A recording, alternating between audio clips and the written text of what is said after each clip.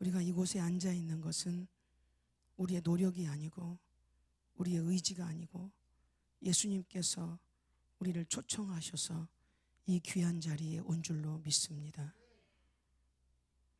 우리가 아직 죄인 되었을 때 주님이 우리를 사랑해 주셨습니다.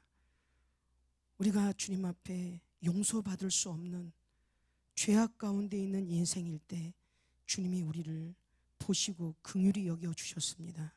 오늘 이 자리는 우리의 노력과 우리의 의와 우리의 열심과 우리가 가지고 있는 인간적인 스펙을 가지고 온 자리가 아니라 예수님 앞에 가난한 마음으로 나왔사오니 오늘 이 시간에 성령께서 연약한 저희들에게 성령으로 기름 부어 주시고 우리가 어디가 아픈지, 우리가 구원을 받았는지, 우리가 예수 안에 있는지, 우리가 이 땅에서 어떤 예수님을 믿고 있는지 다시 한번 발견하는 은혜가 있도록 역사하여 주옵소서. 예배 가운데 함께 하시고 오늘 목양교회 이 붕해 가운데 이 뜨거움을 보시고 마른 막대기 같은 부족한 저를 보내주셨사오니 성도에게 깊은 은혜가 하나님 아버지 임할 수 있도록 역사해 주옵소서. 예수님의 이름으로 간절히 기도하옵나이다. 아멘. 붕해는 절대 안 나가려고 붕해를 부르는 분에게도 한 번도 전 나가고 싶은 마음도 없고 또 나가는 것도 힘들고 전 잘 안 나가는데 저는 최 목사님을 개인적으로 제가 멘토처럼 존경하고 가라면 가고 오라면 오고 이렇게 하고 싶을 만큼 목사님이 한량 없이 순수하신 분이기 때문에 제가 순종하면서 왔습니다.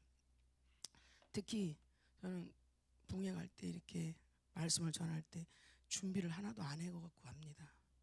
한 번은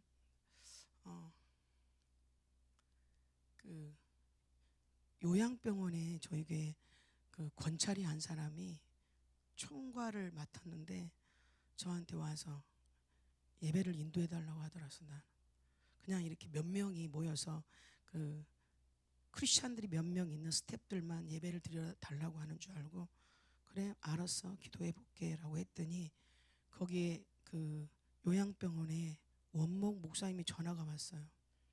그래서 목사님 설교를 해주시겠습니까? 축도를 하시겠습니까? 그래서 그냥 감동이 오는 대로 말씀해 주세요. 대전이었으니까. 이분이 그럼 설교를 해달라고 하시더라고요. 그래서 그럼 알겠습니다. 몇 분 할까요? 그랬더니 뭐 한 30분 정도 해달라고 하시더라고요. 그래서 이제 교인들이랑 같이 교인들 한 10명 데리고 그곳에 갔더니 이제 기도해달라 요양병원이 시작하는 곳이니까 우리 권찰이 거기에서 어떤 큰 일을 맡았으니까 가서 하나님이 놀랍게 역사하시고 기독교적인 영적 소양을 버리지 않는 그 요양병원 되게 해달라고 중보자들을 데려갔는데 가보니까 침례교회 총장님부터 다 와서 앉아있는 거예요. 그리고 기독교 방송까지 나와 있는 거예요. 설교 준비도 안 해갖고 왔는데 도망가고 싶더라고요. 그래서 주님 저를 죽여주시옵소서. 제가 설교를 해야 되는데 주님이 원하시는 말씀만 전하겠습니다. 그래서 저는 어디 가면 예수님밖에 말을 못하니까 말씀을 전했는데 나이 많으신 원로 목사님들이 여자 목사가 딱 하나 있었어요. 저를 쳐다보더니 저가 무슨 말을 할까요? 얼굴을 한참 보시다가 거기에 다 침례교 목사님이셨어요. 저만 복음교회 목사였습니다. 끝나고 내려오더니 은혜 받았다고 목사님들이 어디 교회냐고 계속 물어보시더라고요. 그래서 제가 별로 준비를 안 해갖고 하니까 여러분들이 오늘 제가 두서없이 말을 해도 여러분이 찰떡같이 알아듣는 은혜가 임하시기를 주님의 이름으로 간절히 축원합니다. 저를 쳐다보지 마시고 이렇게 눈을 좀 푸세요. 저도 좀 이렇게 겁이 나고 제가 나이가 지금 58년 개띠 61세입니다. 저는 목회를 한 30년 했는데 저희 교인들은 여러분들 같이 뜨겁지 않아요. 그래서 정말 뺀들거리는 사람들도 많이 있고 그럼 달래야 되고 그런데 여러분들 오늘 보면서 굉장히 제가 감동이 되고 은혜가 됩니다. 오늘 성령께서 저와 여러분들에게 말할 수 없는 영적 도전과 치유가 나타나는 그러한 예배가 되게 하실 줄로 믿습니다. 창세기에 보면 1시간만 하면 되죠. 아유 그렇게 하지 마시고 4시 반 5시 반 우리 교회 청년 하나 왔으니까 5시 반 되면 이렇게 알았죠. 창세기에 보면 에덴 동산에서 하나님께서 아담과 하와를 만드셨어요. 만드시면서 모든 삼라만상의 귀한 것들을 만드시고 보시기에 좋았더라라고 말씀하셨어요. 근데 인간을 만든 날은 6일째 되는 날은 보시기에 심히 부사를 하나 넣었어요. 보시기에 심히 좋았더라. 그리고 주님께서 에덴 동산이라고 하는 인간이 살 수 있는 완벽한 거처를 만들어서 그것에 입주시키셨어요. 지금으로 말한다면 저는 이렇게 말하고 싶어요. 아주 내추럴한 맨션이다. 거기 들어가서 살게 하시고 다 임의대로 나무 안에 있는 과실을 따먹든 그 안에 있는 것은 풀이었어서 다 먹을 수 있었습니다. 근데 이제 문제는 뭐냐면 하나님께서 아담에게 다 먹게 하시되 딱 하나 에덴 동산 중앙에 나무가 2개 있는데 하나는 생명나무 과실, 이건 먹으면 장수하는 거예요. 지금도 어떤 미련한 사람은 계속 그걸 찾고 있지만 죄를 지은 인생에 그걸 먹으면 영원히 죄악 가운데 있는 거예요. 또 하나의 나무는 선과 악을 구별하는 선악과였습니다. 아니 처음 듣는 것처럼 너무 몰입하지 마시고 다 아는 얘기예요. 아니 부담스럽게 또 그러니까 선악과와 생명나무 2 나무를 만드셨어요. 그리고 말씀하시기를 생명나무는 따먹어라. 그러나 선과 악을 알게 하는 나무는 먹지 말라. 이유가 있었어요. 선과 악의 주체, 선과 악을 아는 분은 하나님밖에 없어요. 인간이 선과 악을 안다면 또 하나의 신이 형성되는 거지 선과 악을 구별할 수 있는 분은 하나님밖에 없어요. 먹지 마라. 왜 굳이 만들어? 안 만드셨으면 이런 사단이 나지 않지. 근데 선악과를 만드시고 하나님은 피조물인 인간에게 조물주인 하나님이 이것을 먹지 않을 때 인간은 하나님을 향해서 순종하고 피조물인 것을 인정하고 하나님은 인간이 하나님을 사랑하여 순종하는 것을 보고 축복하시는 선악과는 인간에게 있어서 시험대가 아니라 인간에게 유혹거리가 아니라 하나님이 인간을 축복하고 사랑하고 하나님과 인간 사이의 질서를 위한 나무였습니다. 선악과와 생명나무였어요. 그런데 어느 날 사탄이 뱀을 통해서 역사합니다. 물었어요. 그러니까 하나님이 에덴 동산에 있는 모든 나무의 실과를 먹지 말라고 하되 말은 아담에게 했고 유혹은 하와에게 들어왔어요. 그러니까 부부는요 예수를 믿을 때는 진짜 영적인 찰떡궁합이 진짜 필요해요. 왜냐하면 이상하게 목사님이 말하는 것보다 남편이 말하고 아내가 말하는 걸 어쩌면 더 순종하면 말을 더 잘 듣는지 몰라. 희한해요. 정말 신기한 게 그렇게 목회자를 사랑한다고 해도 자기 아내가 자기 남편이 무슨 말 한마디 하면 다음 날은 눈 자체가 약간 이렇게 찢어진 눈으로 와서 앉아있으면 너무 힘든 거예요 이게. 근데 하여간 하와는 그가 아담이 하와에게 말했든 하나님이 아담에게 말했지만 하와가 그 말을 어떻게 들었든지 뱀이 하와를 유혹했을 때 하와는 이렇게 말했어요. 뱀이 말하기를 에덴 동산 안에 있는 모든 나무의 실과를 먹지 말라고 하되 더니 그가 말하기를 그 에덴 동산에 있는 그 모든 실과를 먹지 말고 먹으면 죽을지 모른다. 죽을까 하노라 했다라고 말합니다. 결국 에덴 동산에 있는 선악과를 따먹고 자기만 따먹으면 다 끝났는데 그리고 그것을 가지고 자기만 죄를 범하면 하나님 앞에 어떤 죄를 그가 책임져야 될지 두려운 마음이었는지 모르지만 남편까지 지혜롭게 꼬셔서 교활하게 꼬시던 하여간 꼬셔서 함께 에덴 동산의 선악과를 같이 먹게 됩니다. 먹기 전에는 아담은 하나님께서 아담을 잠재운 다음에 하와를 데리고 왔을 때 아담의 갈빗대를 뽑아서 데리고 왔을 때 아담은 이렇게 말했어요. 이는 내 뼈 중에 뼈요 살 중에 살이라. 무슨 말인지 아시죠? 너무 이렇게 막 새롭게 듣지 말라니까. 그런데 이런데 뼈 중에 뼈요 살 중에 살이라고 말하면서 그렇게 자기 아내를 데려와 성경은 한 몸이라고 말했어요. 몸은 육체는 두 개인데 두 사람이 마음으로 육체로 모든 것으로 하나가 되어서 한 몸이 되어서 여자와 남자가 합해야만 한 몸, 한 인간의 완성체임을 에덴 동산은 우리에게 말해주고 있었어요. 선악과를 따먹고 난 다음에 그들이 먹음직하고 보암직하고 지혜롭게 할 만큼 탐스러운 선악과를 따먹고 난 다음에 어떤 증상이 나타났냐면 하나님께서 아담을 찾으셨어요. 첫 번째 증상은 자기들이 그렇게 하나님과 벌거벗고 아내와 남편이 벌거벗었어도 벗은 것에 대한 수치감을 느끼지 못하고 에덴 동산 안에서 아름답고 하나님과 깊은 교제를 나누며 전혀 이상무였었어요. 선악과를 따먹고 난 다음에 그들은 자기들의 몸을 발견하고 옷을 벗은 것을 보고 난 다음에 갑자기 수치심을 느끼게 되는 거예요. 이제는 모든 선택이 하나님으로부터 오는 것이 아니라 자기 스스로 선택이 시작되어서 이것은 뱀이 이렇게 말했어요. 네가 선악과를 먹는 날에 네가 이 나무를 먹으면 네 눈이 밝아져 하나님처럼 될 거다. 하나님과 똑같이 될 거다 라고 하는 이 말은 네가 하나님 앞에 있지만 하나님의 피조물이지만 먹으면 독립해서 너도 하나님처럼 독립된 인격체로 하나님과 버금가는 환경으로 버금가는 삶을 살 거다라고 말하는 유혹이었어요.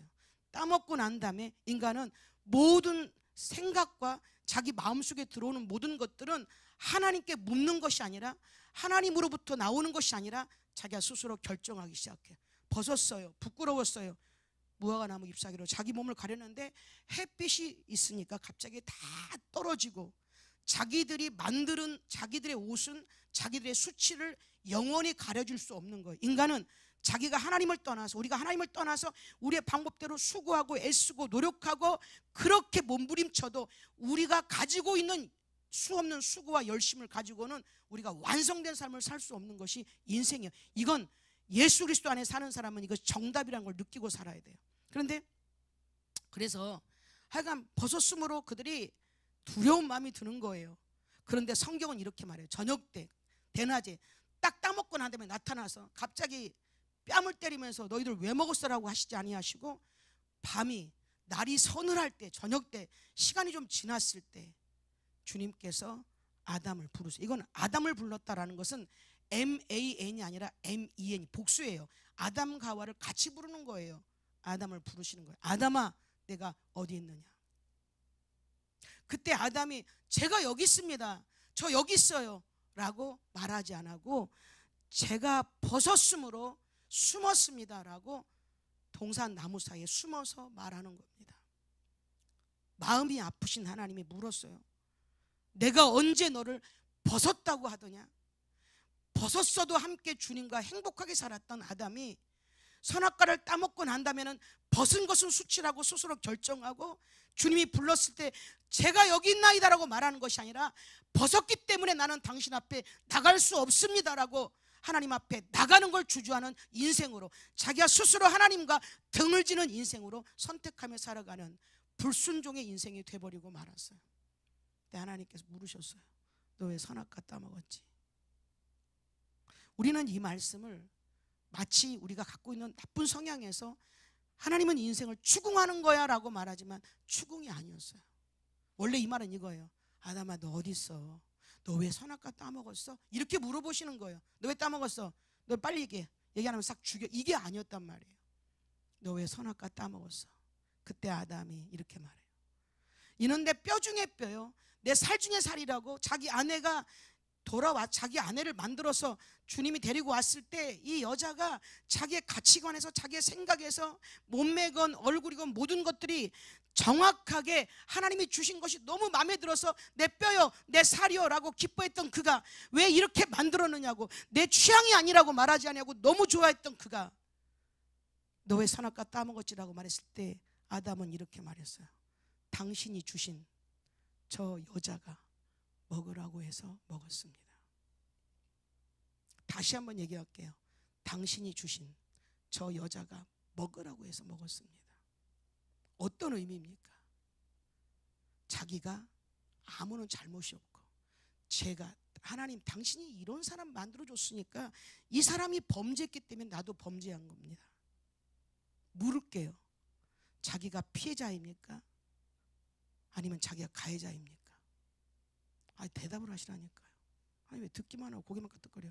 자기가 피해자입니까? 가해자입니까? 아니 설교를 지금 하고 있는데 답을 거꾸로 말하면 안 되지. 지금 말해요. 당신이 주신 저 여자가 먹으라고 해서 먹었습니다. 왜 저런 여자를 주셨습니까? 라고 말한 자기는 피해자입니까? 가해자입니까? 피해자예요. 여러분 예수를 안 믿는 사람들은 피해자로 살아요. 난 피해자입니다. 저 사람만 아니면 나 신앙생활 잘했을 거야. 나 이 교회에서 정말 예수 잘 믿고 싶은데 난 저 권사만 없으면 나 정말 이 교회에서 내가 하고 싶은 신앙생활을 너무 열심히 하고 내 목사님 마음에 쏙 들게 내가 정말 죽도록 천국 가는 그날까지 충성할 수 있어라고 말하는 인간들이 이 땅에 너무 많아요. 자기가 피해자인 거예요. 죄를 지은 인생은 이렇게 변해요. 당신이 주신 저 여자가 먹으라고 해서 먹었습니다. 하나님을 떠나고 죄악 가운데 있는 인생이 말하고자 하는 건 뭐냐? 나는 피해자입니다.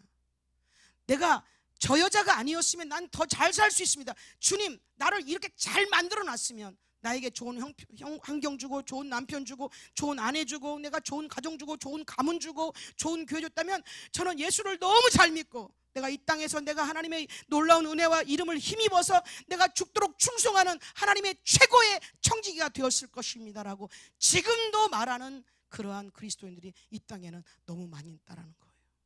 우리는 이런 사람 이렇게 말해요. 피해자 그리스도인. 피해자예요. 여러분 예수를 알지 못하면 피해자가 돼요. 예수를 모르면 피해자가 돼요. 인간이 범죄하고 난 다음에 다가온 것은 피해자였어요. 하나님 당신이 그렇게 안 하셨으면 저 잘 믿었을 거예요. 선악과 안 떠먹었을 거예요. 하나님께서 하와에게 물었어요. 왜 선악과 따먹었어? 하와도 역시 부창부수인지라 뱀이 먹으라고 했어요. 그 앞에 빠진 단어가 있어요. 당신이 창조한 뱀이 먹으라고 해서 먹었습니다. 나는 피해자입니다. 재미있는 건요, 뱀한테는 안 물었어요. 이미 저주받았으니까. 여러분 사탄은 우리를 유혹하고 넘어지게 하지만 그들은 책망받고 그들은 하나님 앞에 얻어맞는 일은 없어요. 왜? 이미 저주받았으니까. 그들의 목적은 자기들처럼 하나님을 등지게 하고 그들의 목적은 하나님 앞에서 하나님을 거절하고 피해자로 살아가는 인생으로 만들기 위한 목적을 가진 자들이 누구냐? 사탄이라는 거예요. 우리는 살면서 예수를 믿으면서 우리의 신앙을 오늘 제가 말하고 싶은 거예요. 아프십니까? 라고 물어본 건 우린 피해자인가? 가해자인가? 요새 미투 운동이 있잖아요. 미투. 미투가 뭔지 알죠? 미투. 나도 역시 이런 뜻이에요. 오늘 아침에 저희 교회 그 설교하다가 앞부분에 잠깐 소절에 얘기했지만 제가 좋아하는 배우가 오달수라는 배우 좋아해요. 좀 이상하게 생겼잖아요. 좀 특이하게 생겼어요. 근데 이 사람은 정말 감초 같아요. 하여간 모든 천만 제가 영화를 좋아하는데 1000만 영화에 오달수가 안 들어간 데는 별로 없어요. 다 들어갔어요 진짜. 하여간 모든 영화에 오달수가 껴야 재밌어요. 어쩜 그렇게 재밌을까 몰라. 이 사람이 성추행을 했어요. 25년 전에. 자기는 그 생각이 나지 않는다. 그 여자가 본인이 실명을 거론하면서 나왔어요. 25년 전에 사건이 터졌어요. 이 사람이 공식적으로 사과해서 다 내려놓겠습니다. 그렇게 안 하면 어떡하겠어. 이 땅에 문화라는 것은 엄청나게 잔인한데 다 내려놓겠습니다. 다 뺐어요 이 사람. 심지어는 신과 함께라는 영화 제가 1편을 봤는데 그 영화에 나온 게 다 완전히 영화를 만들었는데 이 사람 때문에 할 수 없이 이 사람이 그 나오는 부분을 다시 빼고 다시 영화를 찍었어요. 그럴 정도로 모든 영화에서 천만 여종은 이제 사라졌어요. 언제 다시 나타날지 모르지만. 저는 요즘 이 미투 운동을 보다가 새벽에 한번 기도하는데, 하나님이 나도 피해자야, 나도 이런 피해자에 지금 속출되고 있어요. 다 떨 것 같아요. 뭐 대학교도 떨고, 뭐 고등학교도 떨고, 막 여기저기 종교기도 어쩜 떨지 몰라. 최충희 목사님은 안 떨라나? 내가 떨지 모르겠어. 끝나고 3년 더 도망질까봐 겁난다. 근데 신기한 게 있어요, 목사님. 여자한테 성추행 당했다는 사람 없는 거예요, 또. 아니, 기분 되게 나쁘더라고요. 저는 우리 교회 집사들 이렇게 잘 껴안아 주는데. 근데 갑자기 미투라는 말이, 나도 피해자입니다, 나도 피해자입니다, 막 실명거론하고 억울하니까 하는데, 우리는 눈에 드러난 성추행을 보면서 우리 마음속에 품고 있는 마음의 성추행은 드러나 본 적이 없는 거예요. 예수님이 이렇게 말씀하셨어요. 어떤 지나가다가 너무 멋있는 사람이 보이는 거예요. 여러분, 유대인들은요, 바리새인들은 그들이 기도하다가 이 시장에서 이렇게 기도하잖아요. 그럼 지나가다 예쁜 여자가 지나가잖아요. 눈을 감았어요. 왜? 혹시 마음으로 범죄할까 봐. 여기 막 찢기도 하고 가다가 눈을 감으니까 막 넘어지기도 하고, 여기에 나타나는 상처가 그들에게는 면류관처럼 보였어요. 예수님이 와서 이렇게 말씀하시는 거예요. 너희 마음에 음욕을 품기만 하면, 저 사람이 너무 멋있다, 이런 마음만 품어도 이거는 가늠한 자다. 가늠하셨어요, 안 하셨어요? 했죠. 아니, 저렇게 그냥 정직한 사람이 좋다니까요. 그러니까 저런 분도 다 드러나야 돼. 그렇잖아요. 왜? 가늠하셨다고 하잖아요. 예수님이 이렇게 말하니까 종교지도자들이 다 그 말에 거부했어요. 우린 율법을 이렇게 지켰고, 우리는 단 한 번 여자를 부둥켜 안은 적도 없는데 우리가 무슨 간음을 했어. 그리고 다른 사람의 물건에 대해서 갖고 싶다는 마음을 가지면 다 도둑질하는 거예요. 누구 미워하면 다 살인자라는 거예요. 살인했어요, 안 했어요? 했잖아요. 한 1000번쯤 하신 것 같아. 했잖아요. 살인자라는 거예요. 이 말을 하니까 종교주의자들은 너무 억울한 거예요. 한 번도 남을 살인한 적 없다고. 보여지는 살인에 대해서는 사람들이 그렇게 각박하게 죽이듯이 말하지만 자기 마음속에 있는 살인에 대해서는 말하지 않는 거예요. 전 간음했어요. 저는 살인도 했어요. 저는 음탕해요. 저는 말할 수 없이, 여러분이 상상할 수 없을 만큼, 주님이 나중에 천국 가서 뚜껑 열면요, 너무 더러워서 야, 너 저쪽에 좀 냄새는 저쪽에서 너 얘기해라라고 말할 정도로 더러운 건 사실은 겸손이 아니라, 우리는 보이지 않는 우리의 죄에 대해서는 다 은폐해놓고, 그리고 많은 사람들 앞에서 누군가 죄를 범했다고 비판하고, 그 사람을 판단하고, 그 사람을 공격하고, 그 사람에 대해서 수없이 우리는 갈구고 살아갑니다. 적어도 그리스도인들이라면 우리는 깨달아야 돼요. 미투라는 말은 나도 피해자가 아니라 나도 가해자라는 거예요. 나도 가해자다. 나도 이 땅에서 주님이 보실 때 살인자고, 주님이 보실 때 나도 가늠하는 자고, 내가 주님이 보실 때 도둑질했고, 내가 주님이 보실 때는 이렇게 완악한 자라고 말할 수 있는 그러한 미투 운동이 예수를 믿는 우리에게 일어나지 않으면 안 되는 시대가 언제냐? 바로 이 시대라고 저는 마음속에 생각해요. 동의하시면 아멘 좀 해보세요. 예수 믿는 사람들이 이 땅에서 깨끗하지 않으니까 미투 운동이 활성화되는 거예요. 우리가 정말 주님 앞에 내가 가해자입니다.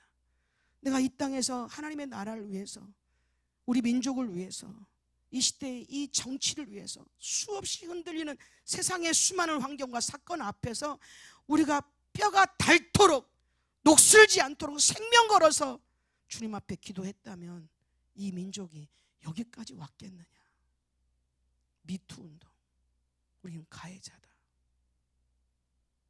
저는 목양교회가, 또 저희 교회도 이 미투 운동에 참여하는데, 피해자 미투 운동이 아니라 영적 가해자임을 인정하는 미투 운동이, 그것이 바로 우리 안에 영적인 회복과 복음의 회복이 이루어지는 놀라운 역사가 여러분의 교회와 우리 교회 가운데 일어나시기를, 저희 교회도 한 명 있으니까 주님의 이름으로 간절히 축원합니다.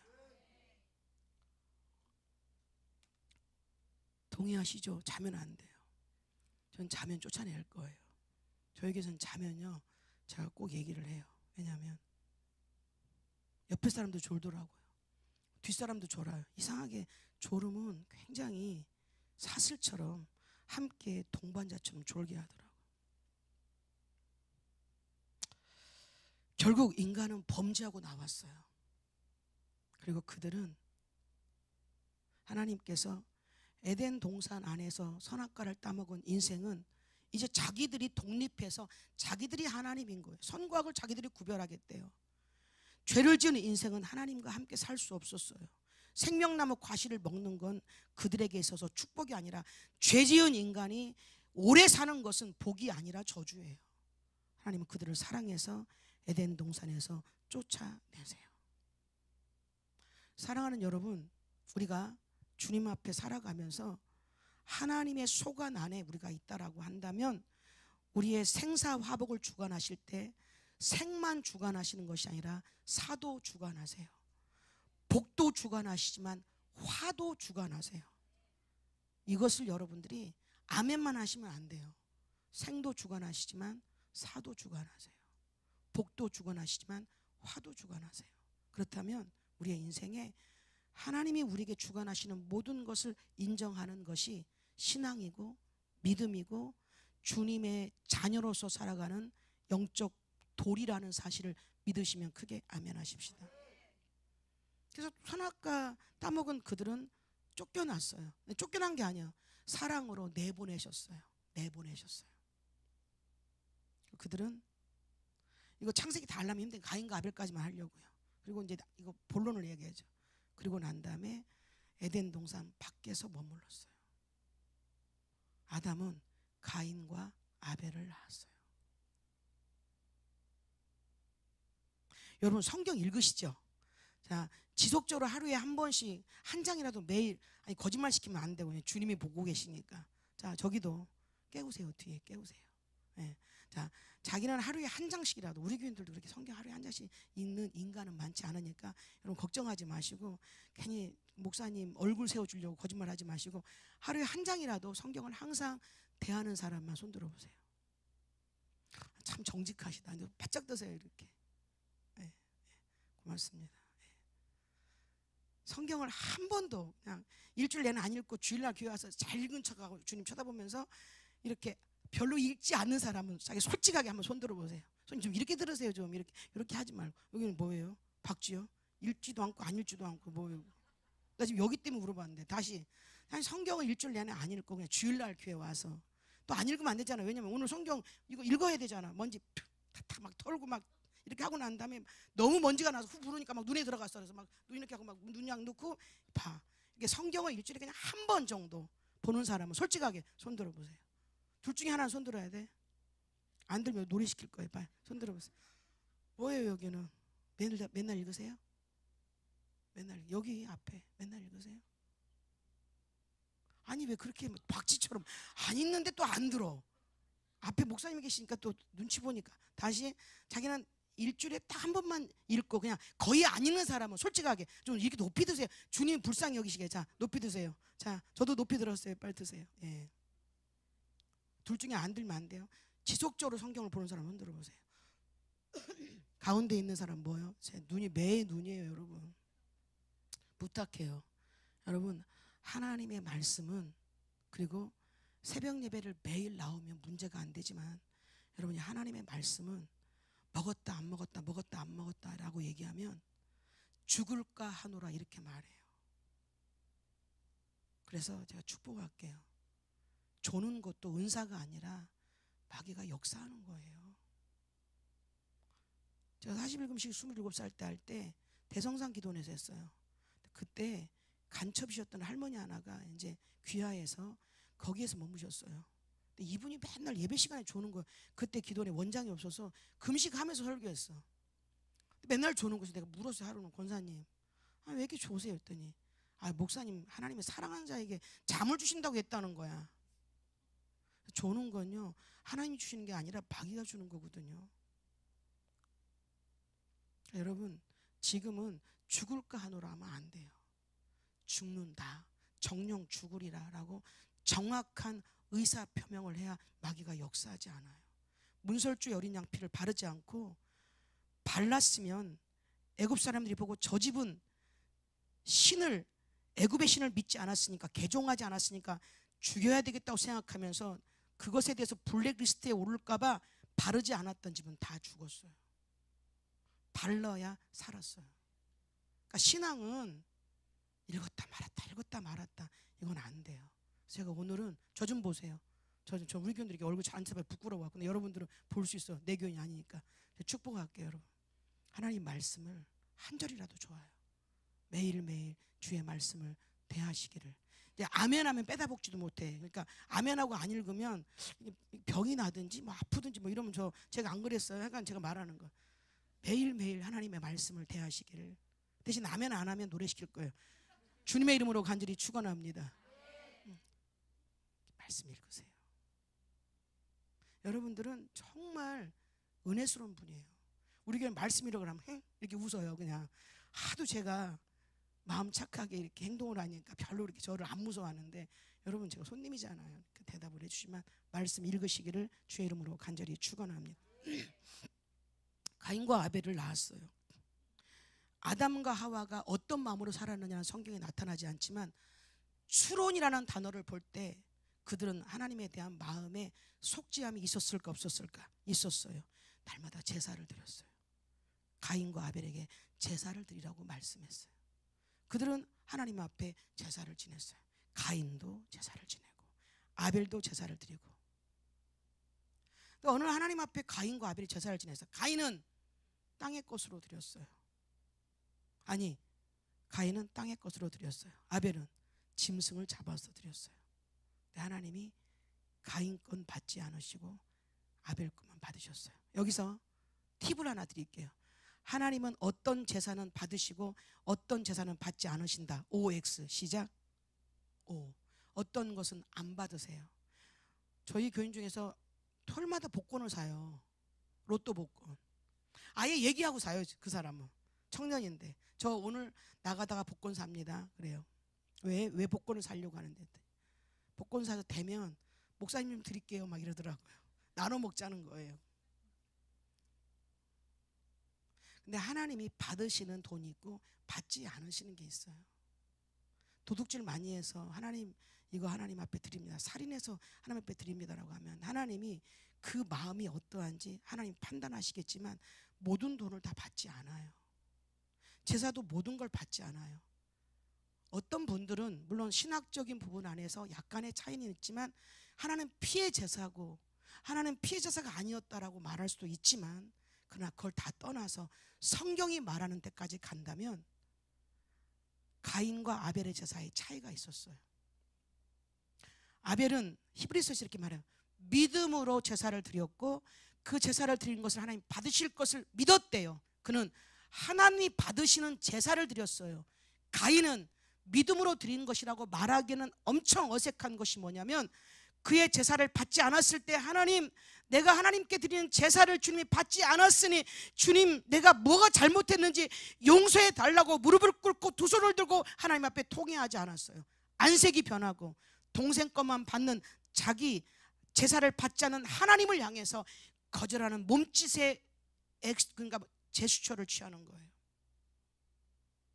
얼굴이 분노했어요. 얼굴이 화가 났어요. 하나님 물었어요. 네가 왜 얼굴이 변하냐? 네가 왜 분하냐? 라고 말씀하시면서 죄가 네 문 앞에 엎드리면 네가 넘어질 수밖에 없으니까 죄를 정복하고 다스리라고 말해요. 그 말이 떨어진 것은 더 이상 죄에 대해서 네가 내 앞에 나올 때 제사를 드릴 때 이런 모습으로 드려라. 죄가 네 문 앞에 엎드려서 너를 넘어뜨리지 않게 하도록 네 마음과 생각을 하나님 앞에 굴복시키라고 하는 하나님의 거룩한 어드바이스가 있었어요. 이미 말씀이 있었어요. 그 말 끝나고 그 다음날 가인은 아벨을 불러서 돌로 쳐 죽여버립니다. 이렇게 말해요. 하나님께서 물었어요. 가인아, 아벨이 어디 있느냐? 내가 아우를 지키는, 나 몰라요. 맨날 나한테만 야단이야. 가인은 자신이 피해자라고 생각했어요. 하나님이 자기 거를 받지 않고 아벨 것만 받는 걸 보고 아벨을 받으시고 자기가 받지 않는 하나님의 마음에 대해서 이해할 수 없었어요. 자기는 피해자인 거예요. 다시 말할게요. 오늘 이제 두 가지만 얘기하려고요. 피해자 의식.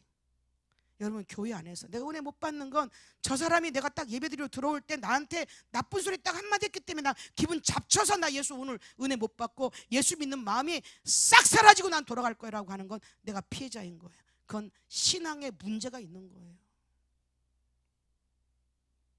그러니까 여러분들이 예수 믿으면서 가장 갖지 말아야 될 생각이 뭐냐? 뭐라고요? 내가 피해자라는 생각. 자다가 내 아내 얼굴 보니까 진짜 너무 막 별로야. 내가 뭐 눈이 쉬운 것 같아. 진짜 멋진 여자 만났으면 내 인생 필 텐데. 그나마 만난 거 감사하셔야 돼. 살아주는 거. 피해자 의식. 마귀는 우리의 마음속에 피해자로 심어주시는 거예요. 고난을 당할 때 왜 나에게 질병 주셨나요? 가난할 때 왜 나를 가난하게 하시나요? 응답받지 못해 왜 내 기도만 안 들어주시나요? 언제나 마귀는 우리를 피해자의 길로 인도해요. 집에서, 삶에서, 교회 안에서, 신앙생활하면서 계속 마귀는 여러분의 마음속에 신앙의 피해자를 만들어서 더 이상 자라지 못하게 하고 녹슬게 만들고 더 이상 열매를 맺지 못하게 만드는 생각, 피해자 의식이라는 거예요. 버리셔야 돼요. 따라서 하세요. 버리자. 버리자. 버리실래요? 어떻게 알아?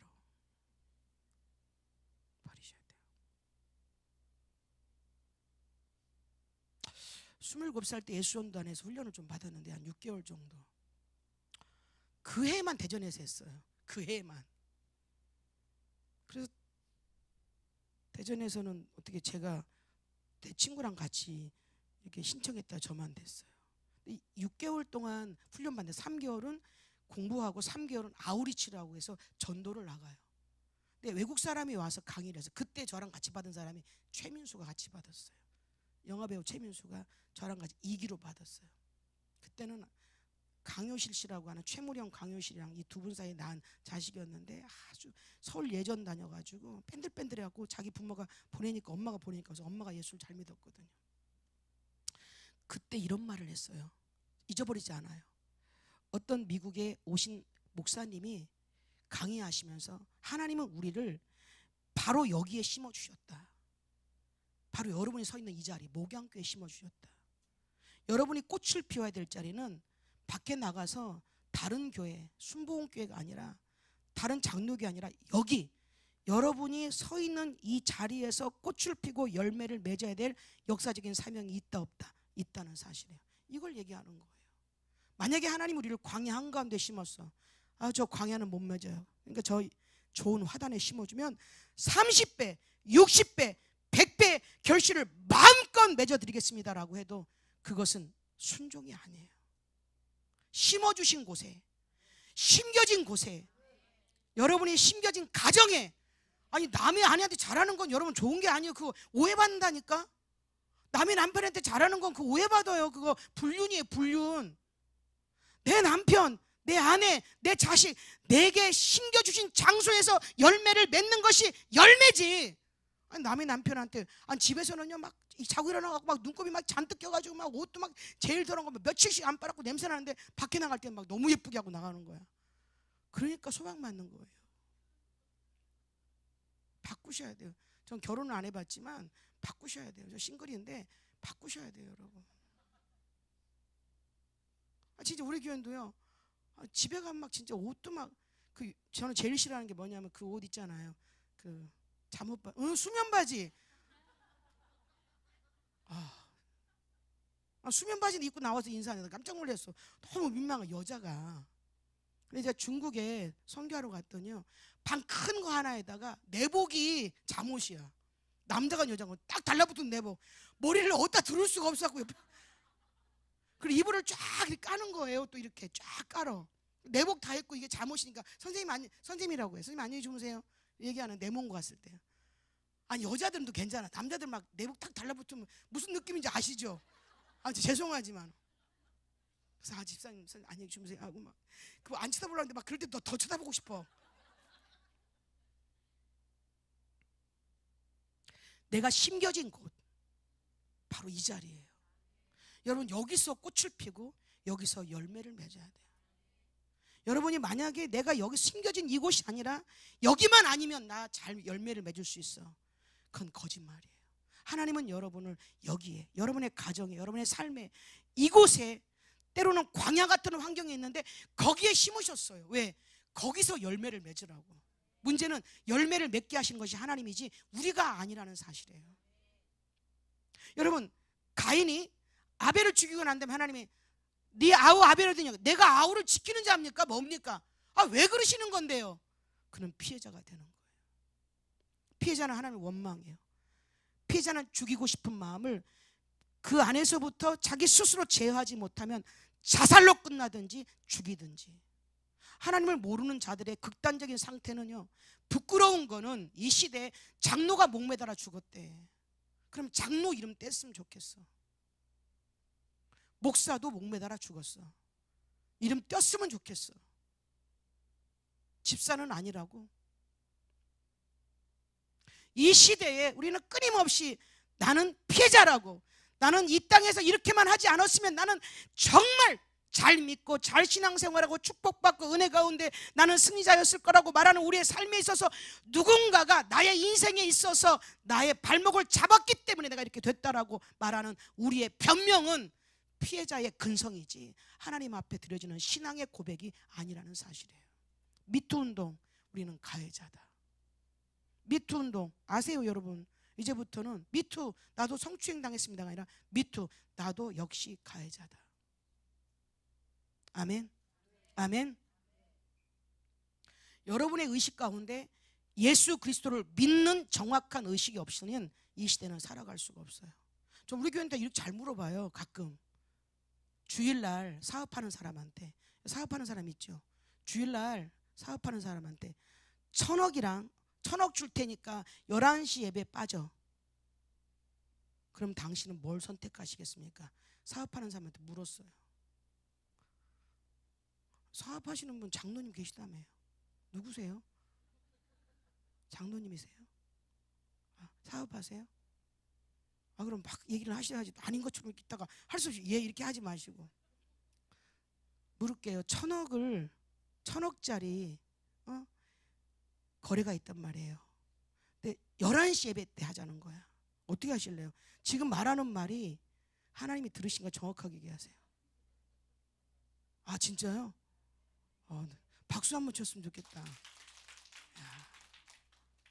시간 없어 박수 치면 안 돼. 이만 쳤으니까. 장로님 너무 존경해요. 근데 우리 교인들은요 갈등하더라고요. 그리고 또 여자 성도들한테 이렇게 물어봤어요. 사모님 죄송해요. 제가 이 말 한다고 혼내지 마세요. 어떤 사람이 1,000억 줄 테니까 하룻밤만 너랑 나랑 자자. 남편이 있는데 1,000억 줄 테니까. 지금은 여러분들 하지만 막상 당해보세요. 나 불러주니까 고마워할지도 몰라요 여러분. 그런 유혹이 1,000억이 아니더라도 그런 유혹이 이 땅에 없다고. 인생은 수없이 유혹을 만나요. 예수를 믿고 사는 건 진짜 어려운 일이에요. 사람들은 내가 피해자라고 미투하지만 예수 믿는 사람이 내가 가해자라고 미투한다라고 생각한다면 대한민국은 소망이 있다고 생각해요.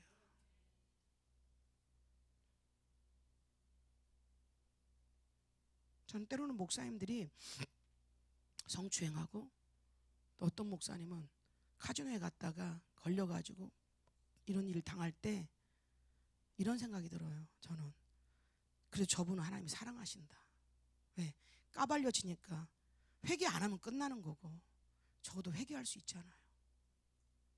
근데 누군가 지적하지 않으면 회개하지 않고 끝까지 죄로 질주하는 사람들이 이 땅에 너무 많아요. 목사, 장로, 권사, 집사, 성도 다 마찬가지예요. 미투 운동. 나는 피해자다, 가해자다. 가해자다. 누구 앞에서? 하나님 앞에. 하나님 앞에 나는 가해자다. 하나님 앞에 마음으로 범죄하고 내 심령으로 범죄한 나는 가해자라는 의식을 갖지 않으면 안 된다는 거예요. 마태복음에 나오는 이 본문은 이렇게 시작돼요. 거의 시간 다 됐지만 여기에서 이 사건은요, 마태, 마가, 누가, 요한복음만 안 나오고 세 복음서에서 다 나와요. 이 시리즈는 6편으로 제가 교회 설교를 한 건데 저희 2편 끝났어요. 2편 한꺼번에 묶어서 해드리려고요. 제가 은혜 받아서. 이 중풍병자의 사건은 가버나움에서 일어났던 사건이에요. 이 사람은 성경에 유일하게 여기에만 their faith라고 해서 그들의 믿음이라고 나와요.